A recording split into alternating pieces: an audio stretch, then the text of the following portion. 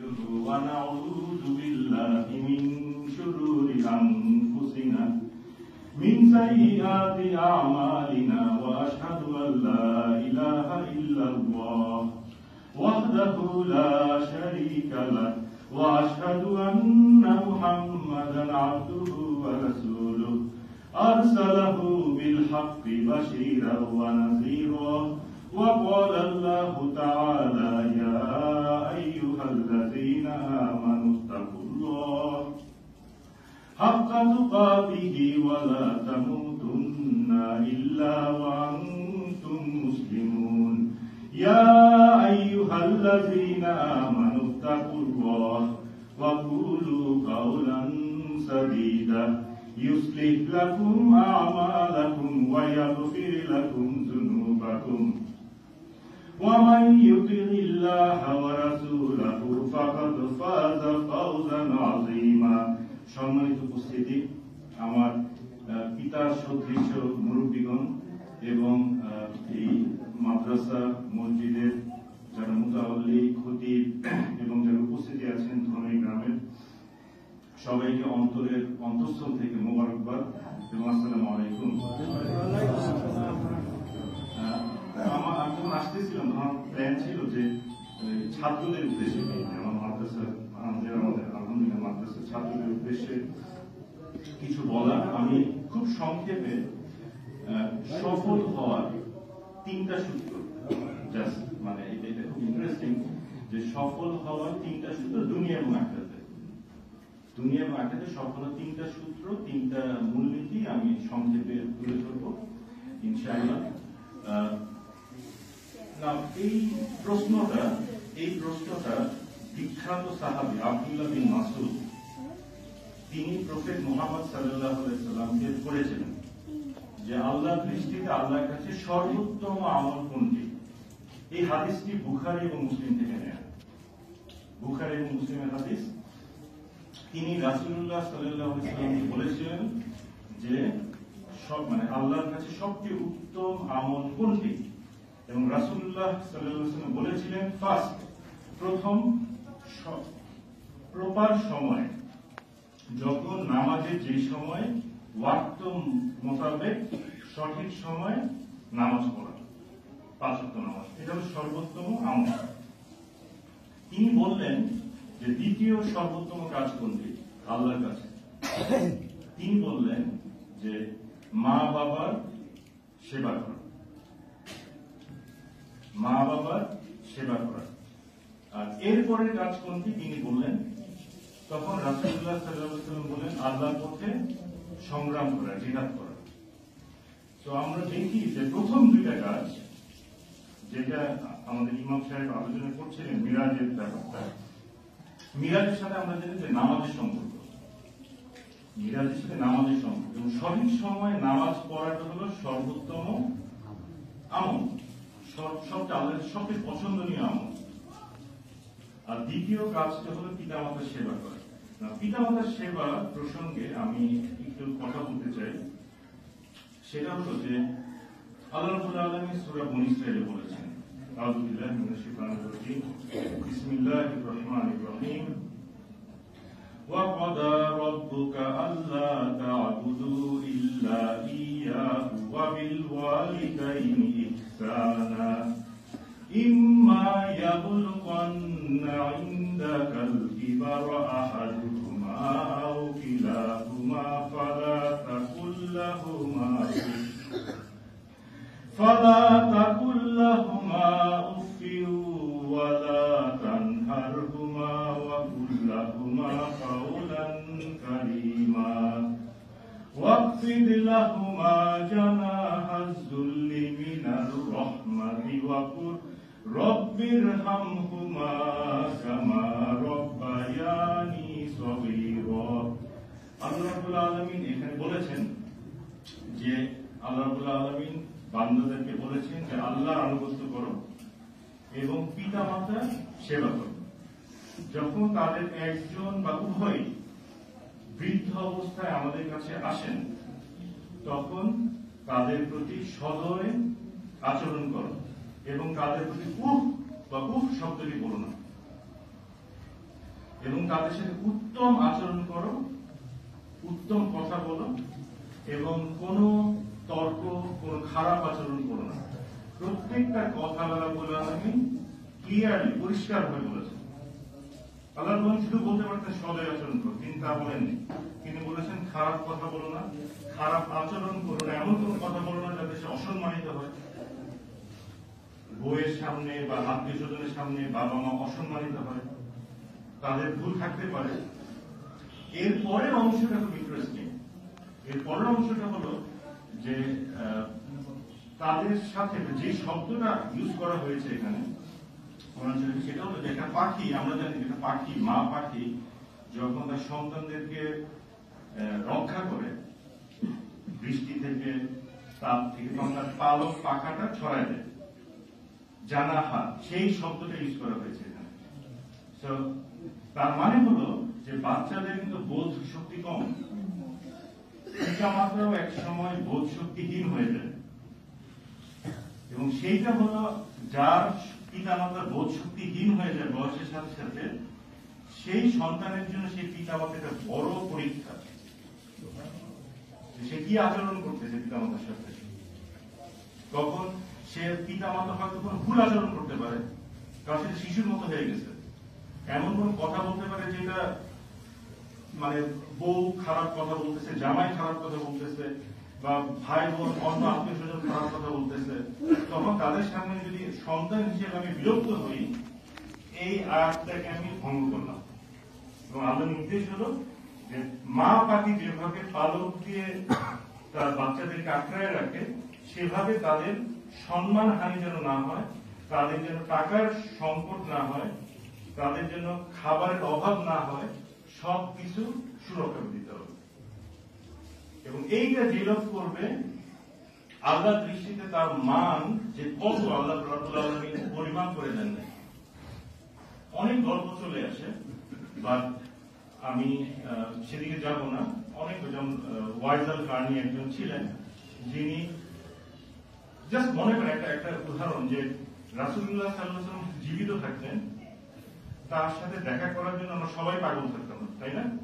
সবাই পাগল থাকতাম।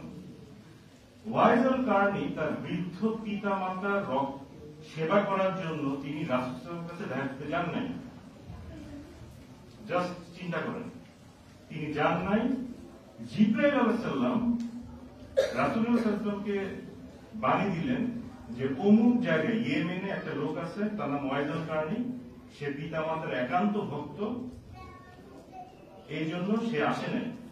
কিন্তু আল্লাহ রাব্বুল আলামিন তাকে এত ভালোবাসেন যে সে যদি দোয়া করে, আল্লাহ রাব্বুল আলামিন পুরো একটা গোত্র, একটা জাতিকে মাফ করে দিতে পারে। এবং শুধু তাই না, রাসূলুল্লাহ সাল্লাল্লাহু আলাইহি ওয়াসাল্লাম ওমর রাদিয়াল্লাহু আনহু, আবু বকর রাদিয়াল্লাহু আনহুকে ডাকলেন, দুই বেস্ট মানুষ আফটার রাসূলের পরে, রাইট? আবু বকর রাদিয়াল্লাহু আনহু এবং ওমর রাদিয়াল্লাহু আনহু, তাদেরকে ডেকে তিনি বললেন যে তোমরা যদি ওয়াইজাল কার্নির সাথে দেখা হয়, তবে তার কাছে তোমরা দোয়া চাবা। চিন্তা করতে পারেন কি অসম্ভব তার সম্মান। এবং ওমর রাদিয়াল্লাহু আনহু সব সময় মনে রাখতেন, বিশেষ করে হজের সময়, তিনি তো প্রতি বছর হজ করতেন, তখন তিনি ওয়াইজাল কার্নিকে খুঁজতেন, কিন্তু কখনো তিনি পান নাই। শেষ বয়সে একবার পেলেন, কিন্তু ওয়াইজাল কার্নি ছিলেন খুব গোপনে থাকতে পছন্দ করতেন, তিনি সবার সামনে আসতেন না।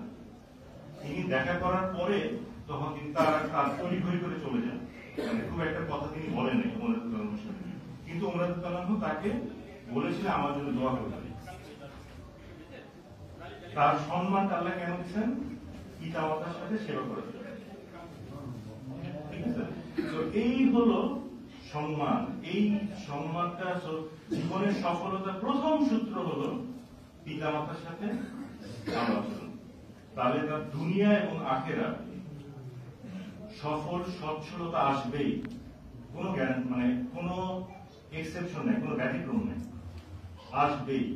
সে হায়াতের রিজিক পাবে, সে অর্থের মানে বরকত পাবে, সে তার সন্তান সন্ততির বরকত পাবে, বরকত আসবেই যে কোনো দিক থেকে। 2 নম্বর সফলতার সূত্র হলো, আরেকটা সূত্র হলো যে কোনো মানুষের ক্ষতি না করা। মানুষের ক্ষতি না করে, আমি আরেকজনের উপকার না করতে পারি কিন্তু তাতেও কোনো সমস্যা নাই, কিন্তু আমি একটা মানুষের ক্ষতি না করি, কথা দিয়ে যেন কাউকে অপমান না করি, কারো অর্থ সম্পদ যেন মেরে না দেই, ঠিক আছে? ইসলাম যেভাবে বলছে ভাই বোনের সম্পত্তি বন্টন করা সেভাবে যেন করি, কাউকে যেন জুলুম না করি। হাসরের ময়দানে আমরা জানি যে সিরাত একটা রাস্তা থাকবে, তাই না, জাহান্নামের উপর দিয়ে, এটা আমরা অনেকে হয়তো জানি না। সেই সিরাত দিয়ে যখন মুসলমানরা পার হবে তখন পার হওয়ার পরে একটা কিন্নার একটা জায়গা থাকবে আর কি, হ্যাঁ, সেখানে ফেরেশতারা তাকে আটকাবে এবং বলবে যে এই মানুষ অমুক ভাইয়ের অধিকার নষ্ট করছে, অমুক ভাইয়ের সম্পত্তি নষ্ট করছে। তখন আল্লাহ রাব্বুল আলামিন সেই লোককে ডাকবে, ডেকে বলবে যে তোমার জমি যেহেতু সে নিছিল অন্যায় ভাবে, তো তুমি তার থেকে নাও, কিনবে, কারণ হাসরের ময়দানে তো জমি নেই, হাসরের ময়দানে টাকা পয়সা নেই, হাসরের ময়দানের কাছে কি খালি সওয়াব। সেই লোক হয়তো হাজি ছিল, সেই লোকের হয়তো অনেক কিছু ছিল, অনেক নামাজ পড়তো, কিন্তু সে অন্যায়ভাবে জমি দখল করতো, তো সেই লোকের সওয়াব বঞ্চিত লোককে দেওয়া হবে এবং সেই লোককে বলা হবে তুমি তার থেকে সওয়াব নাও। সওয়াব নিতে একসঙ্গে আর কোনো সওয়াব থাকবে না, তারপরেও দেখা যাবে আরো কোনো হকদার দাঁড়াবে যে আমার জমিও তো সে নিচ্ছে, আমার প্রাপ্য কই হে আল্লাহ। তখন আল্লাহ বলবে তোমার গুনাহ আছে কোনো, বলবে হ্যাঁ আছে, এই গুনাহগুলি তাকে দাও, তখন সে গুনাহগার হয়ে জাহান্নামে পড়বে। মানুষের অধিকার হরণ করা এতটা খারাপ, তো জীবনে সফল হওয়ার, বিশেষ করে পরকালে সফল হওয়ার এবং দুনিয়াতেও, কারণ এই মজলুমের কান্না কেউ অভিশাপ দিয়ে দুনিয়াতেই তার ফল আসবে। তো দ্বিতীয় সূত্র হলো সফলতা, যে মানুষের অধিকার নষ্ট না করা, মানুষের সাথে খারাপ আচরণ না করা, মানুষকে খারাপ কথা না বলা, সেটাও ওই সময় সওয়াব গুনাহ দিয়ে অ্যাডজাস্ট করা হবে, ঠিক আছে? তৃতীয়, আমি শেষ করতেছি, আসলে আমি তিনটা সূত্র বলেই দিছি। একটা হলো ফার্স্ট হলো নামাজ, প্রথম সূত্র নামাজ, এইটার সাথে কোনো ব্যতিক্রম নাই, নামাজটা আল্লাহর সাথে হক। দ্বিতীয় সফলতার সূত্র হলো পিতা মাতার সাথে সদাচরণ, আর তৃতীয় হলো মানুষের অধিকার নষ্ট না করে। নামাজ দিয়ে শেষ করে দিই আবার। নামাজটা হলো এমন একটা জিনিস, মানুষ যদি মনে করে আমার সমস্যা মিটমাট হচ্ছে না, আমার সমস্যা ঠিক হচ্ছে না, তার প্রথমেই চিন্তা করা উচিত আমার নামাজটা ঠিক হচ্ছে কিনা, আমি রাতে নামাজ পড়তেছি কিনা, আমি সেজদায় আল্লাহর কাছে কাঁদতেছি কিনা, সেজদায় কিছু চাচ্ছি কিনা আল্লাহর কাছে। একবার দুইবার চাইলে তো হবে না, অনেকবার চাইতে হবে, চেয়ে আল্লাহ রাব্বুল আলামিনের কাছে জিনিসটা আদায় করতে হবে। তো এই জীবন্ত নামাজ যেন আমরা পালন করতে পারি, এটা একদিনে হবে না, এটা বারবার করে করে করে করে করতে হবে। এবং সে তখন যে কাজটা করতে পারে, সেই কাজটা হলো যে আল্লাহ রাব্বুল আলামিন বলেছেন ইন্নাল্লাহা ইউহিব্বুল মুহসিনিন, আল্লাহ রাব্বুল আলামিন ইহসানকারীদের পছন্দ করেন। ইহসানের দুইটা সংজ্ঞা, একটা সংজ্ঞা নিয়ে আমি শেষ করি। ইহসানের মেইন সংজ্ঞাটা হলো যে কোনো কাজ সুন্দরভাবে করা। আপনি যখন পড়াশোনা করবেন বেস্ট ভাবে করতে হবে, কোরআন হিফজ করার সময় আমার বেস্ট ভাবে করতে হবে, সবচেয়ে উত্তম ভাবে হিফজ করতে হবে। আমি যখন নামাজ পড়বো সবচেয়ে উত্তম ভাবে নামাজ পড়বো, তাই কিন্তু আমি ইহসান পালন করলাম, আমি মুহসিনিন হলাম।